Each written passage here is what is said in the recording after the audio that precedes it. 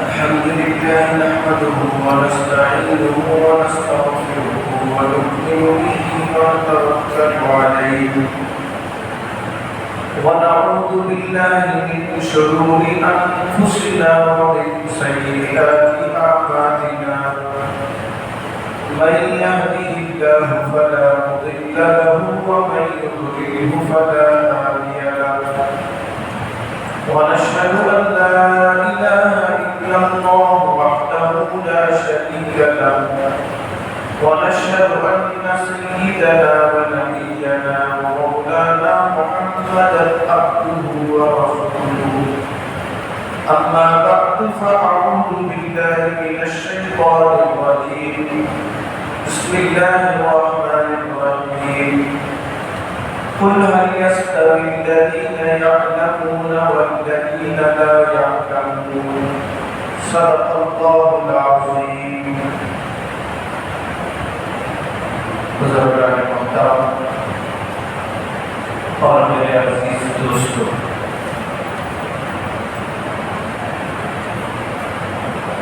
گزشتہ جمعہ یہ حدیث بیان کی گئی تھی کہ باپ کی طرف سے اولاد کو جتنی چیزیں دی جاتی ہیں ان میں سب سے بہتر چیز تعلیم اور تربیت ہے۔ جس بچے کی تعلیم اور تربیت اچھی طرح ہو جائے گی، اس کا دنیا بھی روشن اور آخرت بھی روشن ہو جائے گا۔ اللہ نے قرآن میں فرمایا کہ علم والے اور جاہل دونوں برابر نہیں ہو سکتے۔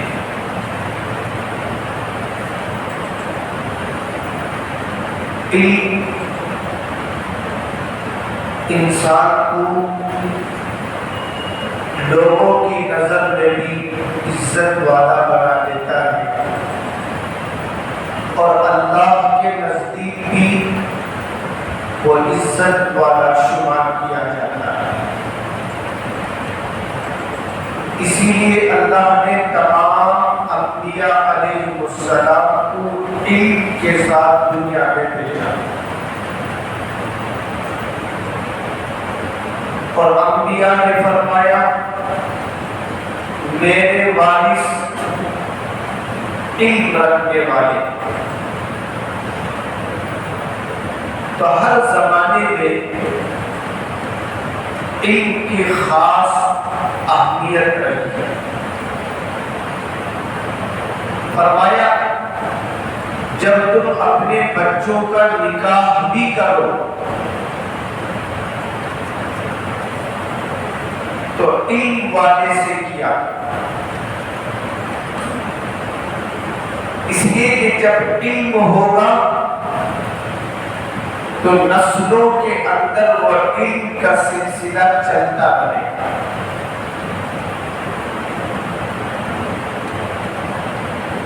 ہمارے بزرگوں نے رشتہ طے کرتے وقت جہاں اور چیزیں دیکھتے تھے وہاں یہ بھی دیکھتے تھے کہ یہ تعلیم یافتہ ہے یا نہیں۔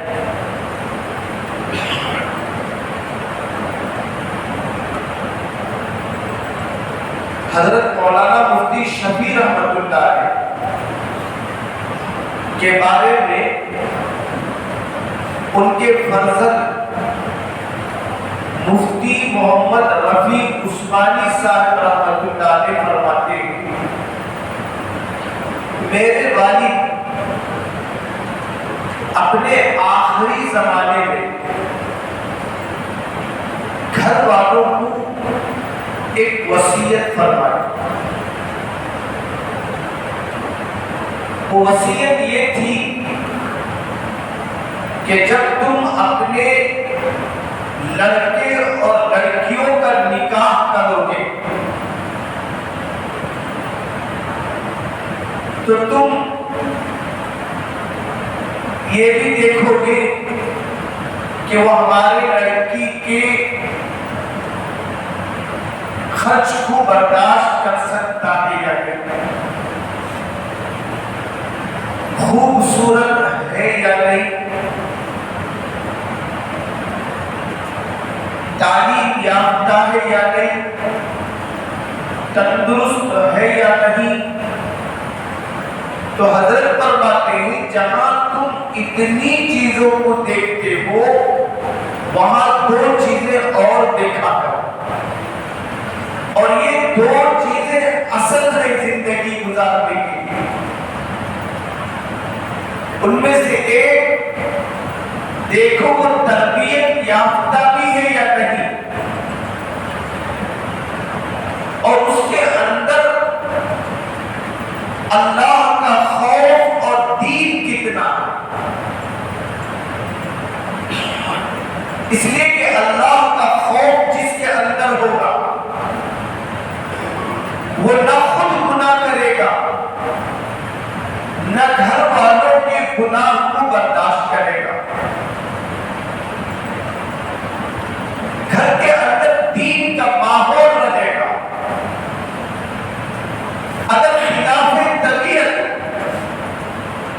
کوئی بات پیش آ جائے اللہ کا خوف اسے بگڑنے سے جھگڑنے سے روک دے. پھر حضرت نے فرمایا اگر ایک لڑکی بے دین ہمارے گھر کے اندر آ جائے گی، چاہے ہمارا گھرانہ کتنا ہی دیندار کیوں نہ ہو، وہ ایک بے دین لڑکی سارے گھر کو بے دین بنا دے گی. اسی طرح فرمایا اگر تمہارا داماد بے دین گھر کے اندر آ جائے تو فرماتے ہیں تمہارے گھر کے اندر بھی دین محفوظ نہیں رہے گا. پھر حضرت نے خود اپنے خاندان کا ایک واقعہ بیان فرمایا کہ میرا پورا خاندان علمی خاندان جو حضرت تھانوی رحمۃ اللہ علیہ سے عقیدت رکھتا ہے، بیعت رکھتا ہے، گھر کی مرد بھی گھر کی عورتیں بھی. لیکن ہمارے خاندان میں ایک گھرانے میں ایک امیر گھر کے لڑکے سے اپنی بچی کا بیاہ کر دیا. وہ امیر گھر کا لڑکا یعنی دلہا ایسا تھا جو نماز روزے کا پابند نہیں تھا، حلال اور حرام کی اس کی زندگی میں تمیز نہیں تھی، بڑے چھوٹوں کا ادب و احترام نہیں تھا. جیسے ہی وہ گھر کے اندر آیا پہلے اپنی بیوی کو بے پردہ کیا، جو زمانے سے پردے میں تھی، شرم و حیا کے اندر تھی، جس کی زندگی میں نماز تھا، روزہ تھا، سب چیزیں تھی، سب سے پہلے اپنی بیوی کو بے پردہ کیا. اس ایک بے دین داماد کا اثر یہ ہوا سارے گھر کے اندر سے اس میں پردہ نکل گیا، حیا نکل گیا، شرم نکل گئی. حضرت فرماتے ہیں چاہے تم اپنے لڑکے کا نکاح طے کرو چاہے لڑکی کا نکاح طے کرو، وہاں دیکھو اس کے اندر دین ہے، اخلاق ہے یا نہیں. اگر میں کیا دیکھتے ساری چیزیں دیکھتے، یہ نہیں دیکھتے وہ نماز کا پابند ہے.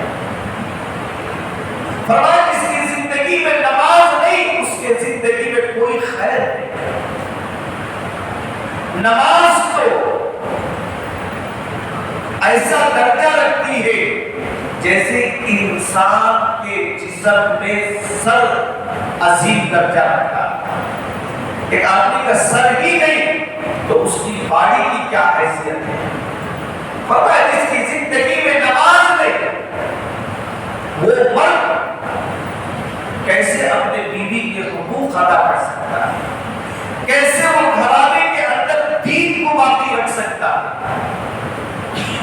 ہمارے بزرگان دین جہاں اور چیزیں دیکھتے تھے وہاں دیکھتے تھے دولہا یا دلہن پڑھی ہے یا نہیں. اگر اس کے اندر علم ہوگا تو اپنے اولاد کے بارے میں فکر مند ہوگی, ان کو علم پڑھائے گی, علم کے راستے میں انہیں ڈالے گی. صرف حسن کی بنیاد پر, خوبصورتی کی بنیاد پر, دولت کی بنیاد پر, خاندان کی بنیاد پر نکاح ہو جائے, تعلیم کو دور چھوڑ دیا جائے تو پھر خطرہ ہے ہماری نسلوں میں تعلیم باقی رہے گا یا نہیں.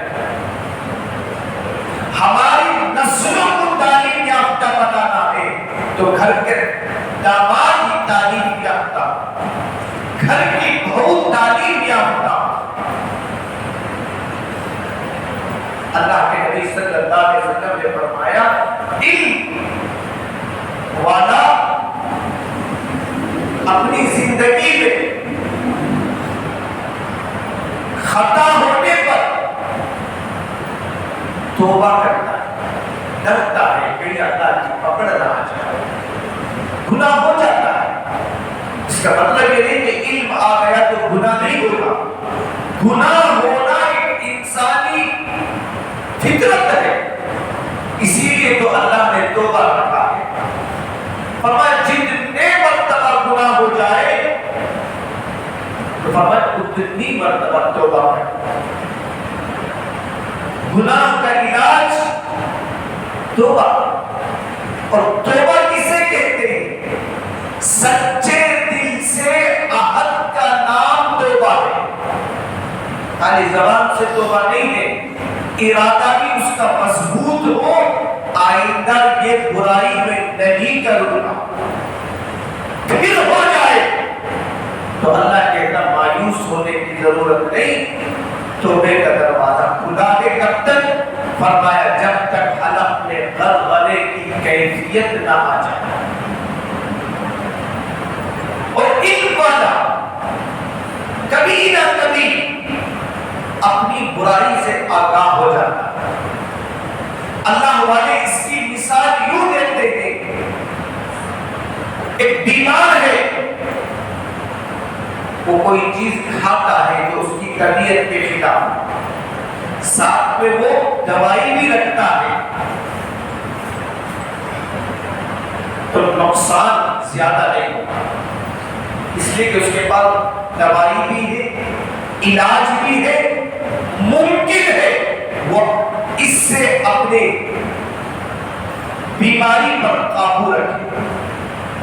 اس لیے اللہ تعالیٰ نے ہر دور میں کہا کہ اپنے اولادوں کو علم سکھا اور اپنے بچوں کا رشتہ علمی گھرانے سے کرو, تاکہ علم کی یہ وراثت ہمارے خاندان میں باقی رہے, ہمارے خاندان کا کوئی بچہ جاہل اور ان پڑھ نہ رہے. اس کے لیے کیا ہے؟ نکاح کے وقت جن رشتوں کا انتخاب کیا جاتا ہے وہ علم والا ہونا چاہیے, اور بچوں کو جتنا ممکن ہو سکو تعلیم دو. مولانا محمود مدنی صاحب دامت برکاتہم نے فرمایا یہ دور تعلیم کا دور, اپنے بچوں کو خوب پڑھاؤ. حضرت فرماتے چاہے اس کے لیے تمہیں اپنے مکان بیچنے کی ضرورت پیش آ جائے, مکان بیچو لیکن اولاد کو پڑھاؤ. ایک مکان جانے کا افسوس نہ کرو, اگر وہ پڑھ لے گا ایسے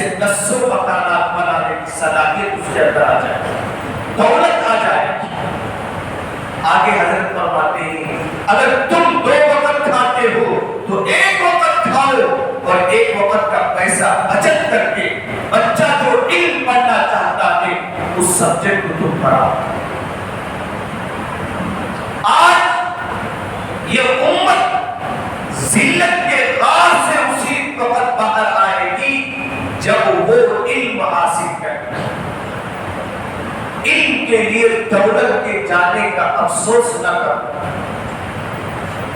اس لیے دین اور علم ہی ایسی چیز ہے جب بچے کے اندر شوق ہو، ذوق ہو، جتنا ممکن ہو پڑھا دیا۔ اس لیے کہ یہ پڑھائی اس کے ساتھ خاص نہیں بلکہ اس کی نسلوں کے ساتھ جڑی ہوئی چیز ہے۔ اسی لیے ہمارے بزرگان دین، ہمارے والدین جب بچوں کو اسکول میں داخل کرتے تھے تو اساتذہ سے ایک درخواست کرتے تھے، حضرت اس کی اچھی تربیت کرو، 2 آم چھوڑ کر سزا کیسے بھی اسے دو ہمیں بتا۔ وہ 2 آم بھی کہیں بولے سو کتابت دیکھنے واسطے، انکھیات نہیں ہو تو کہاں سے کتابہ پڑھتا۔ بزرگوں کی وہ دور بین نگاہیں تھی، ان کے سوچ تھے، ان کے خیالات تھے۔ بہرحال اللہ نے ہر دور میں علم کا ایک مقام رکھا، علم کے لیے ہر طرح کی قربانی پیش کی۔ اسی لیے جیسے ہی جون کا مہینہ شروع ہوتا ہر تنظیم کی طرف سے جماعتوں کو خط آتا ہے کہ تعلیم کے عنوان پر خطیب حضرات سے کچھ عنوان لوگوں کو سنا تاکہ معاشرے کے اندر علم آ جائے، ہنر آ جائے، صنعت و حرفت ہمارے اندر آ جائے۔ اب یہ جو سائنس میں ترقی کیے گئے، اب سروے کے مطابق بتایا جاتا ہے اس میں اس مرتبہ مسلمان بچے بہت اچھے نمبر آتے ہیں۔ تعلیمی بیداری کچھ ہے، اس پر مطمئن نہیں ہونا بلکہ مزید بچوں کو پڑھانا ہے، ان کی تربیت کرنا ہے۔ یہ اللہ کے نبی صلی اللہ علیہ وسلم نے 1400 سال پہلے فرمائے، باپ جتنی چیزیں اپنے بچوں کو دیتا ہے اس میں سب سے بہترین چیز کیا ہے، ہدیہ کیا ہے اولاد کے لیے؟ یہ علم و ادب ہے۔ اللہ عز و جل سے دعا ہے ہم تمام کو اپنے اولادوں کا صحیح حق اور صحیح تربیت کرنے کی ہمیں توفیق عطا فرمائے۔ وآخر دعواہم ان الحمد للہ رب العالمین۔